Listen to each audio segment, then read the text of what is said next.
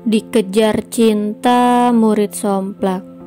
Episode 23, Menghindari Ajakan Kencan. Karya Via Raya. Detik demi detik, menit demi menit, hingga jam demi jam, kini Reswara sudah menunggu Mintaka di depan gerbang lewat dari 2 jam. Namun Mintaka tak kunjung keluar dari area sekolah. Beruntung di dekat gerbang sekolah ada pohon besar. Jadi gadis cantik itu tidak akan merasa kepanasan sama sekali. Kayaknya sekolahan udah sepi banget deh. Tapi kok Pak Min gak keluar-keluar sih? Gumam Reswara sambil melongok ke arah dalam. Ia menggaruk lehernya yang tiba-tiba terasa gatal karena angin menerpa rambut panjangnya yang berterbangan ke arah leher. Tiba-tiba ia dikejutkan dengan rasa sakit seperti disuntik di bagian kakinya. Akhirnya ia menunduk ke bawah untuk memastikan apa yang membuat kakinya terasa sakit. Ya ampun, semut api! Terkejut Reswara sambil menghentak-hentakan kakinya. Ia memang mengenakan rok pendek selutut, namun ia memakai kaos kaki dengan panjang selutut pula. Akan tetapi, semut api terlalu kuat hingga gigitannya bisa menembus melewati kaos kaki dan mengenai kulit. Aduh, gatel banget! Lirik gadis itu sambil menggaruk kakinya. Ia terus menghentak-hentakan kakinya dengan keras hingga semut yang merambah di kakinya terhempas ke tanah. "Neng, sudah sore nggak pulang?" tanya petugas keamanan tiba-tiba. Tidak sengaja ia mendengar suara Reswara yang berdiri di samping pos keamanan. Jadi karena penasaran, akhirnya ia keluar dan menghampiri gadis itu. "Saya lagi nungguin seseorang, Pak," sahut Reswara. "Siapa? Semua siswa dan guru sudah pada pulang semua kok," tanya petugas keamanan penasaran. "Serius, semua siswa dan guru sudah pulang, Pak?" Reswara begitu terkejut mendengar ucapan petugas keamanan itu. "Iya, Neng. Memangnya Neng nungguin siapa di sini?" sahut petugas keamanan itu bertanya. "Kalau Pak Min sudah pulang belum?" tanya Reswara lagi. Sejak tadi ia selalu melontarkan pertanyaan, padahal petugas keamanan itu juga melempar pertanyaan. "Oh, jadi kamu nungguin Pak Min?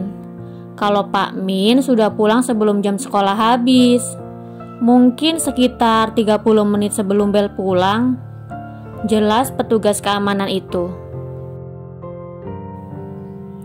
Ia ingat betul telah melihat Mintaka keluar bertepatan setelah ia selesai menikmati makan siangnya. Sayangnya, ia tidak bertanya meski melihat keanehan dalam diri guru BK itu. "Yang bener, Bapak nggak salah lihat kan?" tanya Reswara sekedar ingin memastikannya saja. Barangkali petugas keamanan itu salah lihat. "Iya, tadi saya lihat Pak Min terlihat sangat terburu-buru. Mungkin ada urusan mendesak," sahut petugas keamanan itu. "Ya sudah, terima kasih Pak. Kalau begitu saya pulang dulu," pamit Reswara lesu. "Iya Neng, hati-hati," balas petugas keamanan. Reswara melangkah menyusuri trotoar dengan langkah berat. Ia benar-benar kecewa karena Mintaka menolak lagi ajakan kencannya. Sebelumnya, ia berpikir alasan Mintaka mengikutinya kemarin karena menyesal menolak ajakannya pergi kencan. Namun melihat pria itu berusaha menghindar membuatnya yakin bahwa kejadian kemarin di pusat perbelanjaan dan bioskop hanya sebuah kebetulan saja. Gadis itu menghela nafas berat. Ternyata Pak Min buru-buru pulang duluan biar bisa menghindar ajakan kencan aku. Lirihnya kecewa. Dengan perasaan yang tidak nyaman, Reswara menoleh ke samping. Ia pikir ada motor yang lewat tepat di sampingnya. Namun, ia baru sadar setelah menatap lurus ke depan. Ia kembali menatap ke arah samping dan mendapati senyum menawan Bumi. "Mimi, kamu ngapain di sini?" tanya Reswara terkejut. "Aku mau beli sesuatu, malah lihat kamu di sini.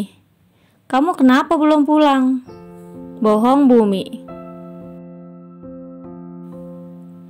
Pemuda itu sudah ada di sana ketika Reswara berdiri di bawah pohon besar di depan gerbang sekolah untuk menunggu Mintaka. Awalnya ia sudah pulang dan sudah setengah perjalanan. Namun ia teringat belum menanyakan menu bekal apa yang akan dibawa hari Senin. Berhubung ia lupa meminta nomor telepon gadis itu, jadi ia kembali dan berharap gadis itu belum pulang. "Aku nunggu Pak Min, tapi ternyata dia udah pulang sebelum jam sekolah habis." Reswara menunduk sambil memainkan kakinya. "Udah 2 kali aku ajak dia pergi kencan, tapi..." Reswara menghela nafas berat. Apa aku kurang cantik? Apa aku kurang menarik? Kok kayaknya Pak Min begitu banget sih sama aku? Kalau nggak mau, seenggaknya dia bilang, bukannya malah pergi gitu aja. Jadi kan aku nggak perlu nunggu sampai lebih dari 2 jam. Imbuhnya murung. Manik mata gadis itu berkaca-kaca seolah tidak mampu menahan kekecewaannya. Benar saja, dalam hitungan detik sepatunya sudah basah karena terkena hujan air mata. Gadis itu benar-benar menangis hingga sesenggukan. "Jangan berpikir negatif dulu, Res. Kali aja Pak Bin ada urusan mendesak makanya nggak sempat kasih tahu kamu. Kalau enggak, besok coba kamu tanya alasan Pak Min pergi gitu aja, tanpa ngabarin kamu," ucap Bumi berusaha menenangkan. Melihat Reswara menangis karena pria lain membuat hatinya sakit. Meski ada sedikit rasa senang karena Mintaka pergi begitu saja dan menolak kencan Reswara lagi. Namun ia lebih merasa sedih melihat gadis yang disukainya sedih. Jadi ia berusaha membohongi dirinya sendiri dengan menenangkan hati gadis itu. "Kamu bener, Mi. Mungkin aja kan Pak Min ada urusan mendesak. Jadi dia lupa ngabarin aku dan pergi gitu aja." Reswara mengangkat kepalanya dan menatap Bumi. Ia menghapus wajahnya dari air mata dengan tidak sabar. "Iya, ya udah jangan nangis lagi. Sekarang aku antar kamu pulang ya," kata Bumi sambil mengulurkan helm pada Reswara. Daripada melihat Reswara menangis, Bumi lebih memilih menyakiti hatinya sendiri. Andai gadis itu tahu apa yang ia rasakan saat ini. "Tadi katanya mau beli sesuatu. Mending kamu beli aja di sana, Mi. Aku jalan aja nggak apa-apa. Lagian dikit lagi juga sampai," tolak Reswara halus. Ia hanya tidak ingin Bumi membuang-buang waktu untuk mengantarnya pulang. "Nggak apa-apa, Res. Pakai motor mah kan cepet. Udah cepet naik." Pemuda itu kembali menyodorkan helm dan Reswara meraihnya. Kemudian gadis itu naik ke motor dan Bumi pun menjalankan motornya. 10 menit kemudian Reswara sampai di rumah. "Makasih banyak ya Mi, udah antar aku pulang sama udah nenangin aku," kata Reswara setelah turun dari motor. "Sama-sama. Ya udah sana masuk," balas Bumi tersenyum melihat gadis itu tersenyum lembut padanya. "Hati-hati Mi," kata Reswara yang kemudian diangguki oleh Bumi. Reswara beranjak berjalan menuju rumah setelah memastikan Bumi pergi. Ia berjalan sambil melamun memikirkan alasan mengapa Mintaka pulang dengan terburu-buru. Mungkinkah apa yang Bumi katakan benar kalau Mintaka ada urusan mendesak? Ya ampun Nona Bos, jam berapa ini? Kenapa baru pulang? Sati sedang mengeluarkan motornya dan hendak pergi menyusul Reswara ke sekolah. Maaf, tadi Res ada kerja kelompok, balas Reswara masuk ke dalam.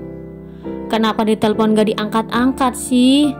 Harusnya Nona Bos kabari Sati Oni kalau mau pulang telat, tanya Sati khawatir. Res lupa mau ngabarin dan Res juga gak tahu kalau Sati Oni telepon, jelas Reswara jujur.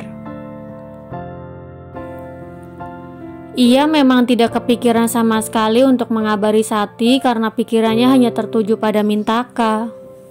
Ya udah, Nona Bos ganti baju dulu sana, habis itu makan siang, kata Sati. Iya, tapi Res mau tanya sesuatu. Sati Oni tahu nggak cara biar cowok tertarik sama kita? Sahut gadis itu. Sepertinya ia lupa kalau Sati juga gagal merebut hati ayahnya dan mengalami patah hati berat. Kalau ingat, ia tidak akan sampai menanyakan hal itu. Bersambung. Jangan lupa untuk like, komen, share, subscribe, dan tekan tombol lonceng untuk mendapatkan notifikasi episode selanjutnya. Terima kasih.